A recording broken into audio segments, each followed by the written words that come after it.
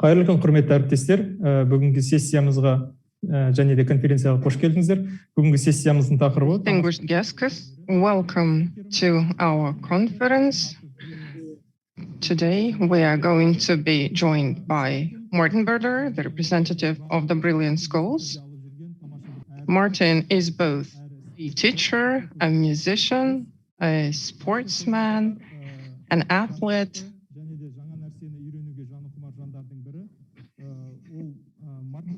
Martin is an innovator, and he is relying on the resources that are also shared by him with other educational professionals.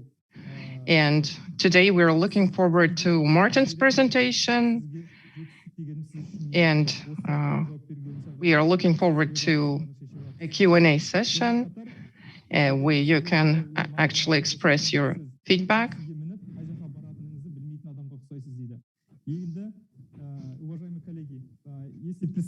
Distinguished colleagues, our session is dedicated to the art of being a brilliant child.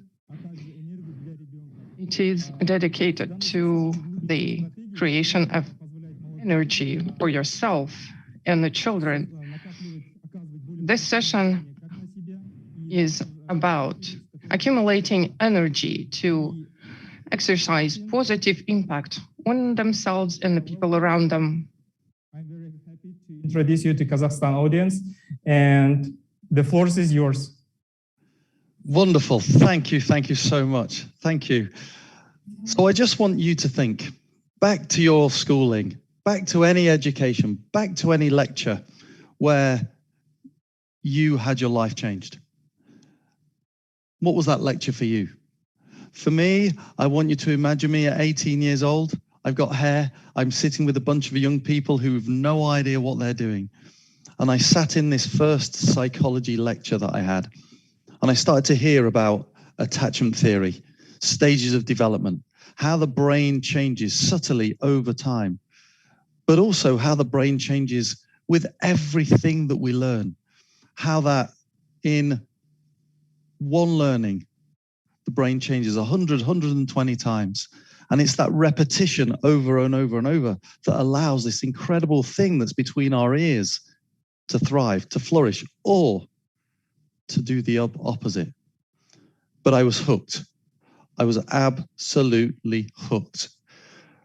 I thought, what I want to do is now I want to be an educational psychologist. So I want to take young people one-to-one, hear about their issues, hear about their life, hear about their problems, and really, really, really help them. And at the time, you couldn't just go and be an educational psychologist. You had to do this thing called teaching. And I ended up in a class where there was 30 to 1. So I'm standing here in the front of a class, and I'm teaching and I'm delivering sessions. So I started off as a PE teacher and then a psychology teacher. And instead of just teaching young people about the physical impact that's going to impact their brain, we also started to talk about mindset, about belief in themselves, about how when we change our body shape, our brain changes too. And it started to fascinate me.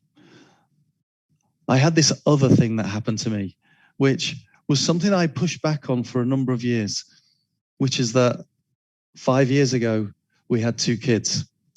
And having those kids was a real conscious choice because my mum had been pushing me for a long time. She said, when are we going to have any little Martins showing up? And I said, Mum, I definitely do not want children.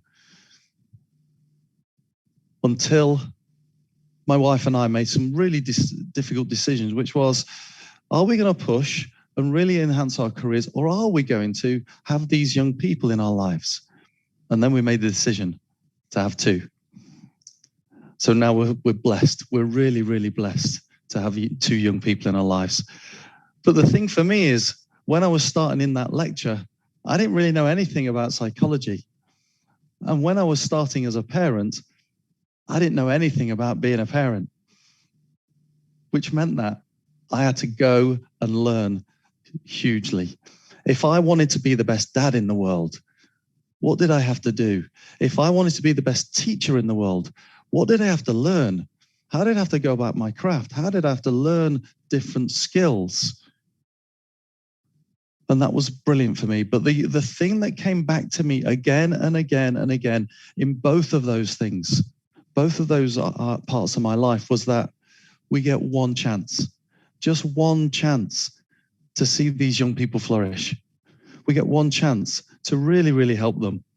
Once they leave, for me as a teacher, once my students leave, do they get in touch again?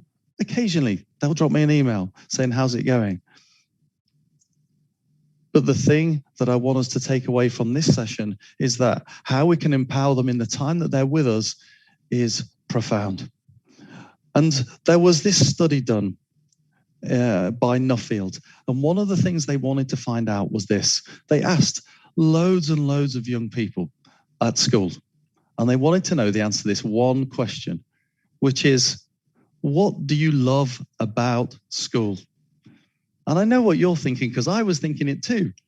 Break time, play time, home time, holidays. And that wasn't the thing that came up again and again and again. The number one thing that came up was, if the member of staff seems like they are enjoying it. I'll explain that again. If the member of staff seems that they want to be there. And I think this is fascinating for me. So the biggest thing that we can do to empower our young people, whether that's our children, whether that's the people in education, or across the nation in Kazakhstan, is we have to inspire ourselves first. So the aim of this next 40 minutes or so is to find ways, really practical strategies that we can empower young people to be their best selves. And strategy number one is, we can't give to anybody else without giving to ourselves first. And I liken our energy to a glass of water. And this is how I see schooling. This is how I see education. That's also how I see parenting sometimes, which is our glass of water is like this, and it's got a certain amount of energy or a certain amount of water in it. And every time you give to someone else, every time you give to a child, every time you help somebody, our energy drains a little bit. And what we're looking for today and from this conference is giving to you, giving you permission to be you, but the best version of you. And each time you do that, you just elevate yourself in terms of that energy again and again and again and again. You can be a good teacher, you can be a good parent, but you can't be world class, you can't be epic unless you keep giving to you first. And I think that's really, really profound for me. So what do we do in terms of elevating ourselves? And I think the thing, and the one thing that I want to really allow you to use with our young people is this idea that overall positivity. How do we stay positive as educators? How do we stay positive in terms of the way that we teach? And you'll see from this top line, our overall positivity sits on two other pillars. So if you're going to write some stuff today, I want you to write this thing down. Our overall positivity is one sentence, which is what we say about ourselves when we are by ourselves is everything. What we say about ourselves when we're on our own is everything. And what I mean by that is, I've done a bunch of races around the world, triathlons, marathons, etc. And when I was running the London Marathon, say, I was looking around and I was starting to get tired. And I saw this girl on the side. She wasn't standing there with her arms folded going, oh, you're not very good. Look how fast you did that last mile. That last kilometer's really, really slow. I'm not clapping for you. She's clapping for me just for showing up, just for doing my best, just for being me, just for having a go. And I bet if you are in your bathroom and looking at yourself in the mirror, you may do what I do, which is the thing that's easiest to see first, which is, well, maybe as I approach 50, I have got bags under my eyes because I've now got these young kids who keep me up or wake me up early. Maybe for some reason there's an evolutionary reason that my ears are getting bigger. Maybe I'm not as gorgeous as I was when I was 18 years old.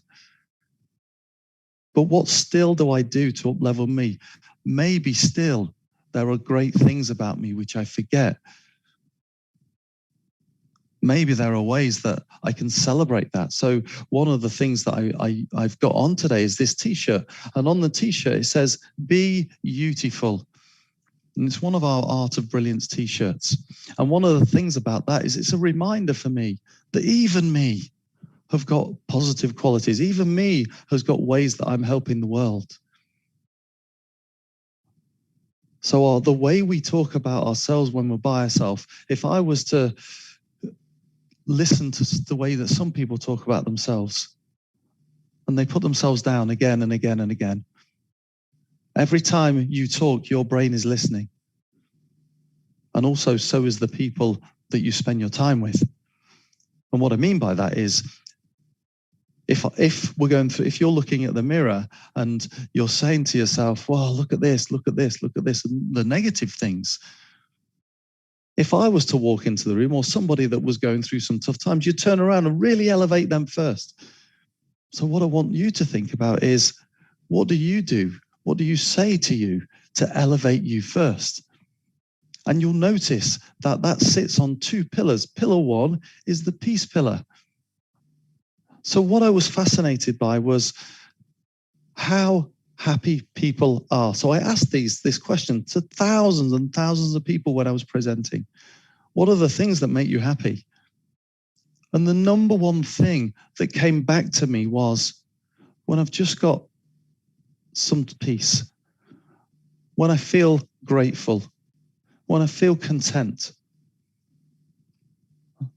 But what are the strategies that we use to do this? Each child that I know has this too, but they call it attention. How do we give a child attention, positive attention? How do we look at them and go, wow, I think what you're doing there is really brave. And I think it starts with this phrase, which is, you are enough. So if the thing that I can teach my young people, so now my job, I've got two very strange jobs. One is I work for this company called The Art of Being Brilliant. And secondly, I work in a school as the head of well-being. And that is my very weird but very wonderful title. So I work at a school and we teach our young people these things. They have a lesson every week, which is about up-leveling them, looking for their strengths, looking for their goals, and going and practicing and working towards them. So we'll see this, and I'd like you to show this example with the young people that you meet, which is this concept of some money. So if I was to ask you, would you like this money? Most people put their hands up and say, yeah, let's have it. And I would say, what about now? People go, yeah, nothing's changed. And what about now? And what if I throw it on the floor and I stand on it and scrunch it up?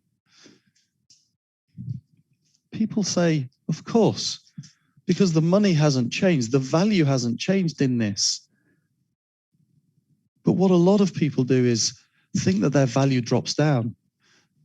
A lot of young people think that their value drops down too. If they get a question wrong, if they're not getting 100% right, if they make a mistake. And that comes as part of their peaceometer, thinking that they're not good enough.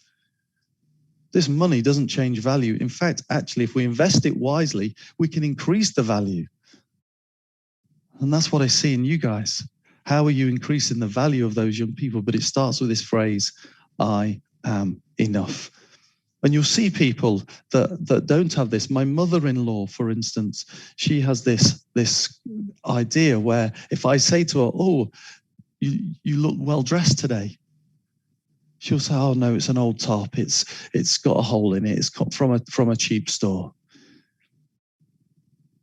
Or if I'll say to her, look, get in the photo with the kids. She'll say, oh, my bum doesn't look great today, or my clothes aren't so good, so I'll move to the back of the photo. All of those messages that you send subtly, people catch up on. They listen to.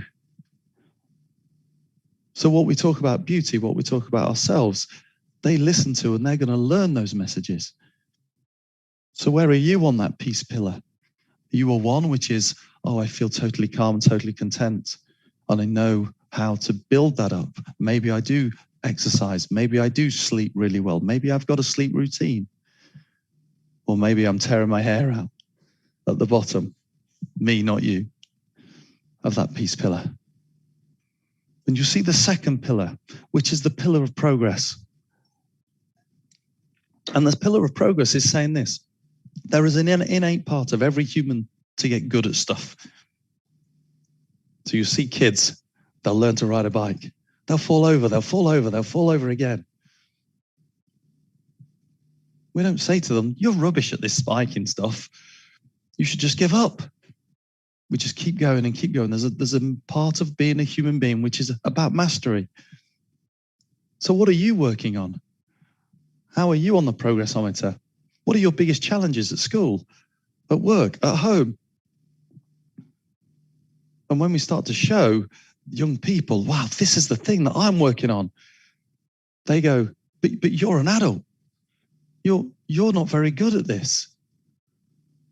And you can say to them, of course I'm not very good. I'm only on day one. But give me a week. Give me a month. Give me 6 months. One of the most powerful assemblies that I ever gave was when I just started to play a piano piece in front of the young people. And I played it the first time. And you could see people going, is this guy having a joke? Because I wasn't very good. And I explained to them, this is day one. But then we came back 6 months later, and all of a sudden I could play the piece that I wanted to play. Because it's showing them that I can improve. They just think you are perfect. They think you are incredible, and you are. And when you show them that you can grow, that you can change, that your brain is working, they start to understand that too. That is fantastic. And there's this phrase in yoga, Pilates, meditation even, which is called Namaste. And it's such a powerful phrase for me, because Namaste means the good in me sees the good in you. But that requires me to see the good in me too. Remember, like my jar, I can't keep giving to others. So the way we talk about ourselves when we are by ourselves is everything. And you'll know what it's like. You'll know what it's like. There are times when you don't feel great, but your brain is always listening. And there was this really interesting study called by a guy called Trevor Mowad. And what he found was this: every time you speak, it has power. So those 60,000 to 70,000 thoughts that you have a day, they have power. And it's a power of about 7 to 10 times more than not saying it. But if that power is negative, oh, I can't do maths, I can't do music, I can't do languages, I can't learn to run. That has a 4 to 7 times multiplying effect. So what that means is, if I'm saying I can't do stuff, it's 40 to 70 times more powerful than just not saying anything at all, which really hit me hard. How are you supporting, how are you up-leveling those young people? Because you will know, and you will remember a member of staff, a teacher from your past, that put their hand up and supported and high-fived you and went, you know what, you can do this. You're not going to get there just yet, but you are going to build towards it. So that's the concept And for us, as part of this Art of Brilliance concept, we started to find people who were positive. That was our idea. When I was studying psychology in the past, it was about people who were struggling, people who were on a scale of -10 to +10.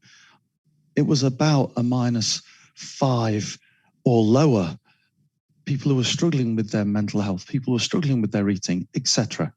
And my job as a psychologist was to try and make people just feel normal again. And that's incredible. It's really powerful. But there is also the people that we would consider normal. How do we flourish? So if I was to follow you around a week, which I will not, I would be able to see where your positivity is. Let's imagine it's there where this star is. If you put into practice some of the things I'm going to talk about, this concept of looking at yourself and with the young people, what you say about yourself when you're by yourself, this overall positivity, building in peace in you. Maybe that's exercise. Maybe that is a meditation or a yoga practice. Maybe it is sleeping and creating that.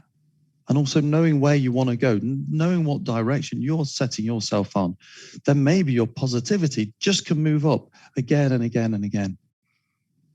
So what we're trying to do is up-level ourselves a little bit again and again. So I want you to think about this. In terms of your 2%ers, how do you make people feel fab? What I mean by fab is, how do you make people feel when they're with you? How do you make people act? How do you make people breathe and believe in themselves when maybe they just don't believe in themselves at all? So what I want you to think about is this. So our top 2%ers, when they walk in the room, and actually before they walk in the room, you know, and there's someone in your life that when they are about to arrive, you start to feel a certain way. You just can't wait for them to be here. What you talk about changes. They make you breathe, not just from here and go, but actually from the belly. Knowing that we can stay and play and rest and digest rather than play in this fight and flight mode. So the 2%er, so we nicknames those most positive people in our lives, 2%ers. So I want you to think about this. My daughter, Orla, which you'll see in a second, it was one of their birthdays. And this person, the 2%er in their lives outside of the family, was a woman called Auntie Alex. And Auntie Alex was coming down for the day. And Orla loves Auntie Alex. But Auntie Alex was running late. So she phones me saying, Martin, I'm going to be a bit late. I'm sorry. I said, don't worry, don't worry. But over time, we sit and we wait. Is Auntie Alex coming yet, Dad? She'll be here soon, Orla. She'll be soon here.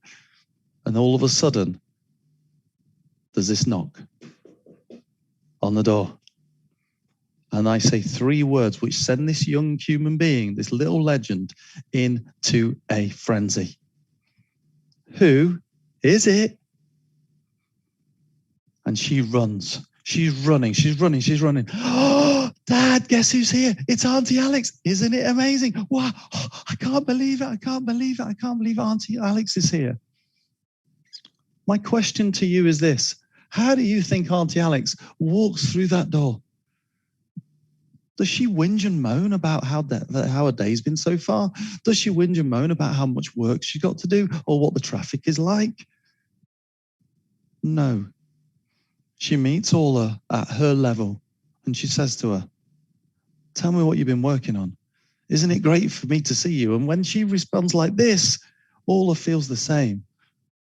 If Auntie Alex walks in with super stress and goes, I can't believe it, you'll never guess. Then Orla's stress level goes up too. There's this ripple effect. When you bring in joy, the joy is there too. When you bring in stress, which is really, really, really easy, how do they listen? But it was really interesting for me. How does she feel? How does she act? How does she make people breathe and believe in themselves? So Orla takes her through. She says, look, come on, Auntie Alex, come on, come on, come on, come on, in a slightly more gentle voice. And she said, I've been doing some drawing. She says, fantastic. So Auntie Alex loves drawing. And I know what you're thinking. You're thinking it's a ladybird, but it's not. It's not even a beetle. It's a butterfly. And you can see in the top left-hand corner, this is her first effort. Auntie Alex wasn't there going, well, it's not your best work, is it? You should just give up on this. She said, no, well, let's just take it a little bit more deeply. Let's look at what a butterfly looks like. Let's see how we get the colors right. And starts to empower her to just try one more thing, try one more thing, try one more thing. Yes, she's 4 years old in this photo, and I still don't know what those things on the bottom right-hand corner are, those arms. But it doesn't matter. The point is, how is she empowering her to have one more go? And maybe success is going from failure to failure to failure without a loss of motivation. Because you can see that is moving. You can see that you are improving. So how you make people feel, how you make people act, how you make people breathe and believe in themselves is absolutely everything for me as being part of the 2%ers. And one of the things that I want us to really consider is that when you have your voice, when you speak, in terms of that way that we say we can or we can't, how are you empowering people to be their best, to be a 2%er? Because as a result of people hearing your voice, how do you make people feel fabulous? Feel, act, breathe, and believe in themselves. Because every time you open your mouth, you are responsible for what you say and how it lands on that person. And your voice is about conviction. So what are you passionate about? What do you talk about? Are you talking about growth in people? Probably. You're talking about how you are learning new things and you're struggling, but getting there again and again and again. Because your vision is going to be cascaded through those people. And your voice, for some people, is going to create vision in the fog. It's going to make people feel powerful when they are weak. It's going to leave people with a belief that they can be better, do better, soar, just because you cross their path. And sometimes your voice is just going to quiet so that you can listen to what they say, so you can validate their emotion, their tough time, so you can regulate their emotion. But it will allow people to breathe again, stand again, see again, have hope again, and know that they are enough. They've always been enough. And irrespective of what grades they get, how quickly they learn some things, what their life is like, they will always be enough. And if we can leave people with that concept, that will be fantastic. So I think for me, here's this postcard. And if you want to take a screenshot of this or use any of this material, this is our mindset, our 2% mindset. And you will see this in a certain way. So some of you will see going for your dreams. For me, the two things that come up are making a choice.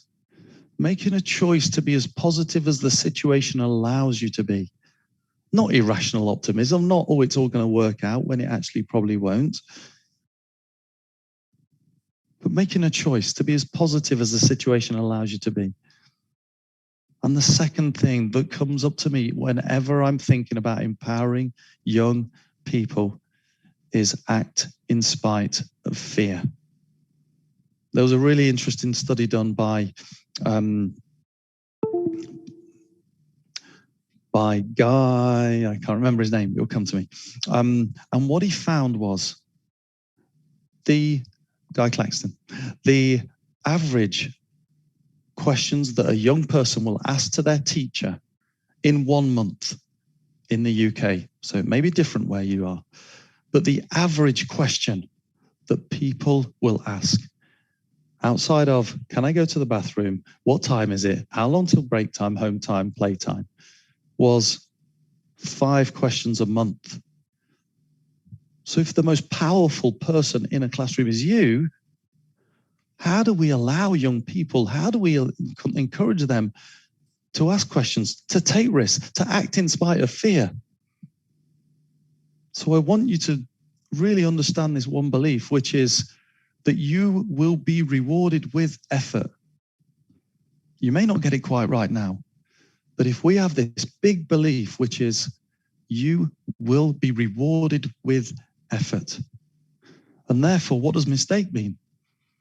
Start to consider that mistakes are the first thing that we can do as part of growth. So when young people are struggling and they're going, I don't know whether I can take this step, get them to breathe a little bit through the nose, start to de-excite the nervous system, breathe out through the mouth, move their body slightly, raise their shoulders because that's going to change their neurology, and repeat this phrase. This is my body preparing me to overcome this challenge ahead. So they're sitting in class. They're learning to ride their bike.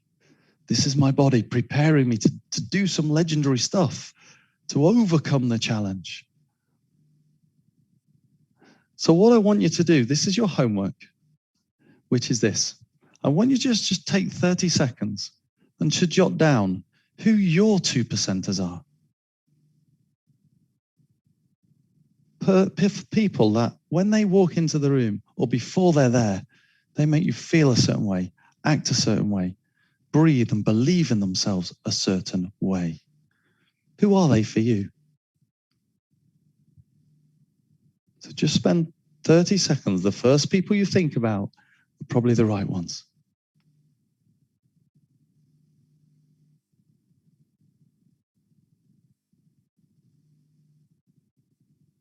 Is it a family member?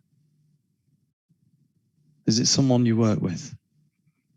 Is it a child in your care? When they walk in, they skip, make you feel alive. Is it you?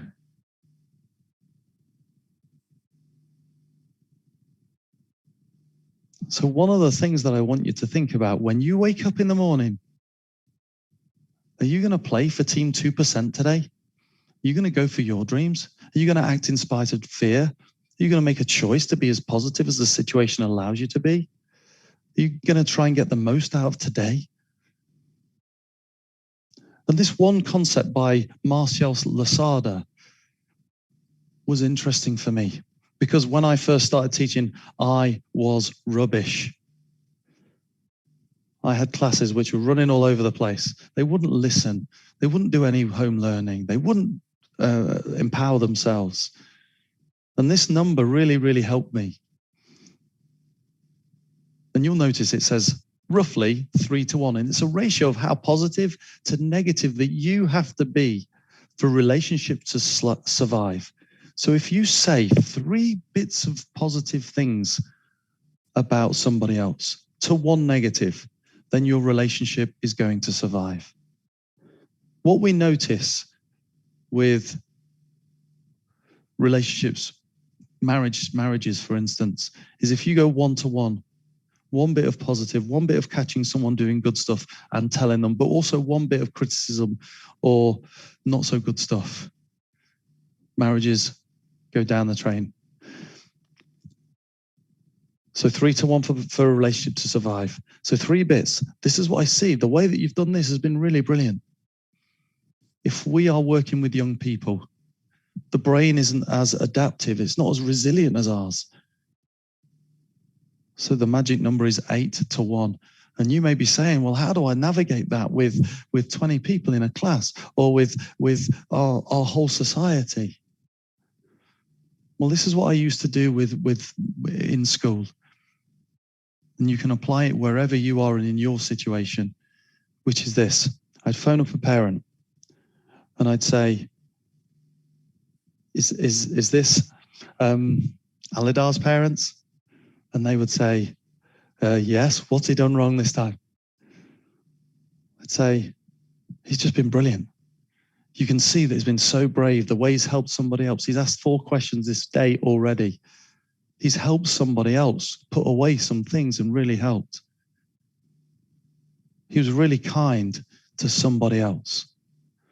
So I'm talking about behaviors and progress. And what actually happened over time was other people in my class were going, how come you haven't phoned my dad, sir? It's like, well, these are the expectations that I have. If you do those, then we're going to go for that. And I'm going to phone parents all the time for things that are good. And that changed my relationship with the students. It changed my relationship with my class, changed my relationship in the school. And the final thing that I really want to drive home is your reputation. Your happiness reputation is based on a few minutes. We call it the 4-minute rule. And you're very wise to go, it's only 4 minutes.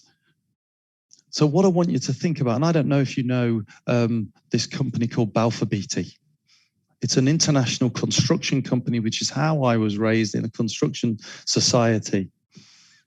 So we travel from place to place, occasionally working on power lines, building things. That was what my dad did. But you would see that as construction, he had to go and travel a lot. So we would leave on a Monday morning and come home on a Friday night often. That was the modus operandi. That was how it used to be. So picture me at 7. I know you're struggling, so I'm going to help. There I am. You can see I'm the one in the blue shirt. My sister is there, same haircut. But at 7 years old, Dad would walk through the door and I would run at my dad. And I'd be like, Dad, I've missed you. It's Friday night. Where have you been? What have you been doing at work all week? And I've grabbed hold of his leg. And my older sister, Sharon, in the photo, she would hold on to his other leg. Dad, I love you. I miss you. Where have you been? And Dad would just be walking in with 2 kids on his legs and just kind of push us away, hit us away. Just let me get through the door. Let me have some peace. And it's interesting that he used that word. Give me 5 minutes peace. Let me have something to eat. Oh, you don't know what the traffic is like around wherever. It was a nightmare, which was his catchphrase. He used to say that all the time. It's a nightmare. You'll never believe it's a nightmare. So what's that like when now I'm 13 or 15 or 18 or now even 25 or for me now 48? You know what's happening. You just have to wait until it's right on their terms. So using that information, what do? This one conscious habit, change my teaching, change my family, which is this. What does the best, and then insert your title, what does the best me look like, sound like, and feel like? So this is, again, my daughter, Ola, she's standing on a step. And she's going, I can see Dad in the driveway. So imagine me driving down the driveway. I'm doing this for effect. It's a straight drive. And as I get out the car, I see Ola. She's standing there. And I notice she's not there anymore because she knows what's about to happen. As part of a happiness reputation, it's about predictability and what happens again and again and again. And she's not there because she knows what's coming. My conscious thought, irrespective of the best and the worst things that happen today, have to go out the window for 4 minutes as I think, how does the best me, how does the best dad in the world go through that door? So I'm running in and going, woohoo, throwing her up in there, and all that stuff you do as a dad. How does the best dad walk through that door? The best dad isn't waiting to be jumped on. I'm doing the jumping. I'm elevating me. How does the best father and husband walk through that door? These are the most important people in my life.